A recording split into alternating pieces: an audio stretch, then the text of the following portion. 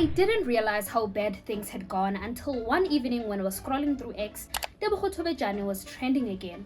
Normally, I'd be curious to see what the drama was about, but this time I couldn't even focus on what she was saying. My mind froze at her face. It looked so different. The filler was heavy, her expressions seemed frozen, and the overall look didn't feel human anymore. A few scrolls later, someone posted about how Cindy Makatini's BBL seems to be growing bigger every day.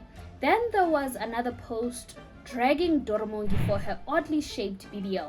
All of these combined made me think about it all. Instead of making them look better, these procedures were actually making them not worse because there was nothing wrong with them in the first place, but it's destroying them. And don't act like you're better than me. If we can all just be honest for 1 second, we'd agree that these things don't look right. The proportions and the shapes are just weird. Even Kanyimbao, who was once celebrated for owning her looks and being ahead of her time, now seems to be getting something done to her face every month. Somewhere along the way, I realized this isn't just a trend anymore, it's a takeover. Before we get into today's video, please like, subscribe, and turn the notification button on so that you receive a notification every single time I post a video.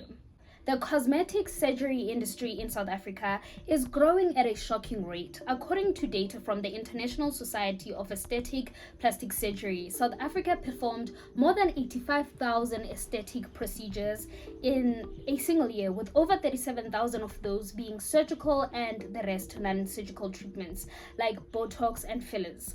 That's tens of thousands of women and some men changing their faces and bodies each year, chasing the fake kind of perfection that no one can ever quite define.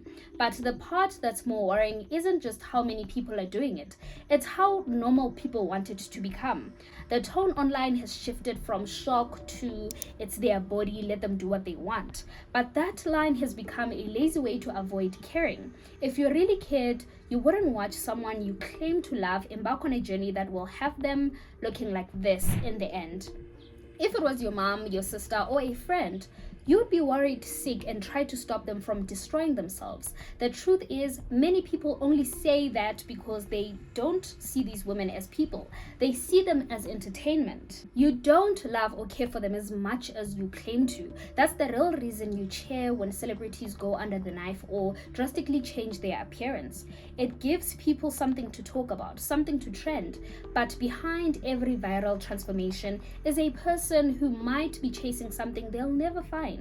Cosmetic surgery has slowly become an addiction disguised as empowerment. At first, it's a confidence booster, just a little tweak to fix an insecurity. Then it becomes a lifestyle. One filler turns into two, one BBL turns into a revision. The waist must be smaller, the lips plumper, the nose sharper, and once you start, it's hard to stop because every time the high fades, the reflection in the mirror starts to feel wrong again. Experts have said that once someone starts to go under the knife or a needle, they often become hyper aware of every other flaw, even the ones that no one else can see. The obsession grows quietly, and by the time they notice, their natural face is gone, replaced by something that looks more like an edited filter than a living person.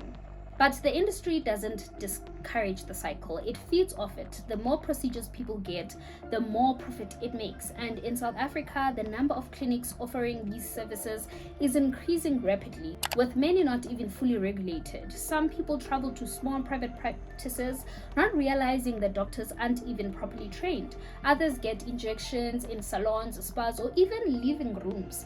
It becomes so casual that people forget that these are medical procedures with real risks. The BBL is one of the most dangerous cosmetic surgeries in the world, with reports suggesting that every 3,000 to 5,000 surgeries, one results in death, often due to fat entering the bloodstream. Yet, this is the same surgery being offered on special by local and international clinics or advertised through influencer discount codes. When you see those influencer collabs with the surgeons, it's important to remember what is happening. These companies use young women as walking billboards. They promise them a free or discounted procedure in exchange for a few posts, a vlog, or a glow-up reveal. But what they don't show is the complications or the fear that something could go wrong. They also don't show what happens when the results fade or the body starts to change again. when the influencer has to maintain an expensive look that they can no longer afford. Because remember, some of these influencers get these BBLs on discounts in exchange for posts. So what happens years down the line when you need a revision on the BBL but can't afford to go to Turkey anymore and no longer have the social media popularity to leverage a discounted or free BBL revision? It's a dangerous game that plays on both insecurity and opportunity. Social media has also made comparison almost impossible to escape. When you scroll through your timeline and all you see are edited bodies and faces, your sense of normal shifts. You start believing that real human bodies are supposed to look like plastic figurines. And when the women around you start to resemble each other, same lips, same nose, same waist to hip ratio, individuality gets lost. It's almost like we are witnessing a generation of women morphing into identical versions of a beauty filter. The saddest part is that you go through all of that for what? Because these things don't look right. Even the Kardashians with all the money in the world look funny sometimes. So what are you even doing? Almost half of the South African women who did it didn't even need it. Mihlali had a nice behind, Tuli Pongolo looked perfect, Sayan Buji got all the social media glory way before the BBL, so they clearly never needed it. The scary part is that it's not just celebrities anymore. Ordinary women, students, mothers, teachers are saving up for these surgeries as if they are a necessity. The culture has made natural beauty feel outdated, and maybe that's why I sometimes find myself thinking that South African women are starting to look like aliens, not because they are ugly, but because they're evolving into something unnatural.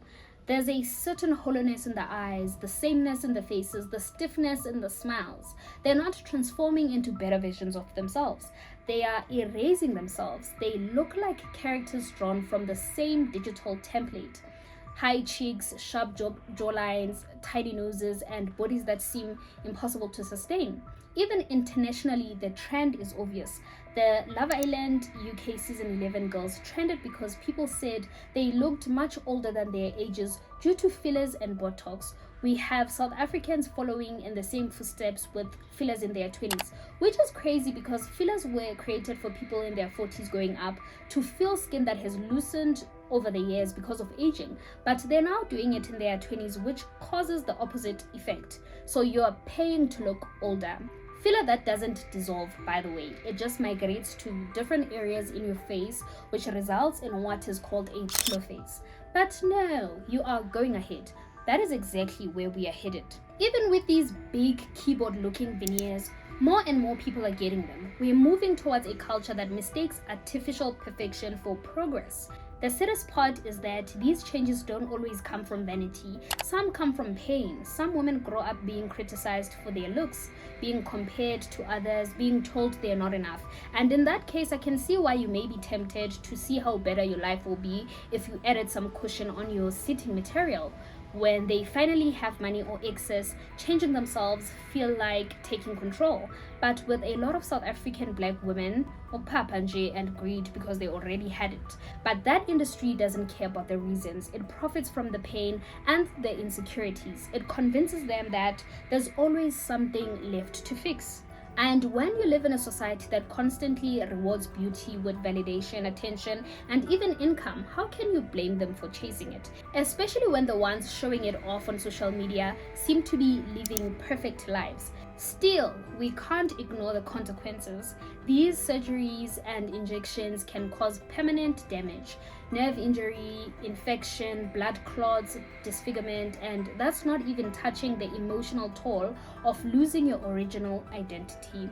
There are also stories of people who can no longer recognize themselves or who regret the procedures but can't afford to fix them. The physical pain is one thing, but the mental damage is often worse. There's something deeply sad about watching someone's natural beauty fade away.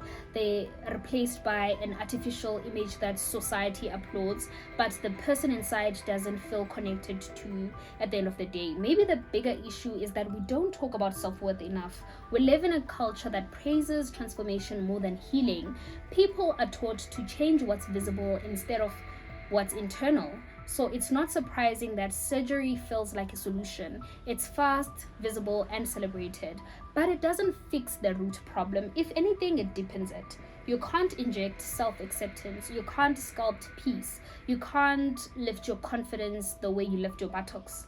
Those things have to come from within. And that's the part social media never teaches. In the end, I'm not saying women shouldn't have the right to do what they want with their bodies. Of course they can. And I'm not entirely against cosmetics procedures. It's how addictive they can get that worries me. How you usually can't stop after one procedure, how invasive and dangerous they are. We need to be honest about what's happening, because when too many women start looking like someone else, someone who doesn't even look human anymore, maybe it's time to pause and ask what we are really chasing. If every face looks filtered, everybody looks manufactured, and every smile looks rehearsed, then what's left of authenticity? The world doesn't need more clones of perfection. It needs more real faces, real flaws, real confidence. It's not judgment to want better for women, it's care. Real support means saying you're enough, not go change yourself again. It means loving people in their natural state, not applauding them for erasing it. South African women are some of the most beautiful in the world, naturally, effortlessly, and powerfully. But somewhere along the way, we've allowed toxic culture of perfection to convince them that their beauty isn't enough. That's the real alien thing here, not the women themselves, but what the world is turning them into. The truth is, we are not becoming more beautiful, we are becoming more lost. I'd love to hear your thoughts on this matter. Be sure to engage in the comment section, but please remember to keep it respectful, even if we are not seeing eye to eye.